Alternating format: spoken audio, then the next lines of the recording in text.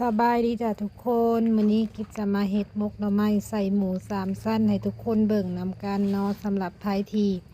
บ่เคยเห็นหรือว่าบ่ฮู้วิธีเฮ็ดเนาะทุกคนง่ายๆเลยอันดับแรกได้หน่อไม้มาเฮาก็จะเอามาซับแบบนี้แล้วก็เอามาต้มก่อนเนาะทุกคน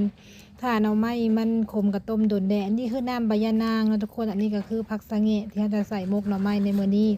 ต้มจืดแล้วเฮาก็ตำข้าวเบื่อใส่หมักเผ็ดดิบเสร็จแล้วเฮาก็เอาหน่อไม้ลงไปตำใส่เนาะทุกคน เสร็จแล้วเฮาก็เอาน้ำยานางลงไปใส่แบบนี้เลยนะทุกคนส่วนน้ำยังไม่ต้องใส่หลายบันไดเด้อทุกคนเดี๋ยวตอนห่อเฮาสิห่อยากเนาะเพราะว่ามกหน่อไม้เฮาบ่ต้องการน้ำหลายเสร็จแล้วเฮาก็ใส่ผักสะแงะลงไปใส่เกลือเป็นนัวแล้วก็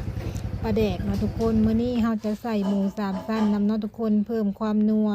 ใส่สำนีพอเนาะบ่ใส่หลายถ้าจะกินแต่หน่อไม้หลายก็เดี๋ยวมันสิบ่มีสารอาหารเนาะทุกคนคลุกเข้าทุกอย่างให้เข้ากันแบบนี้เนาะปรุงแล้วก็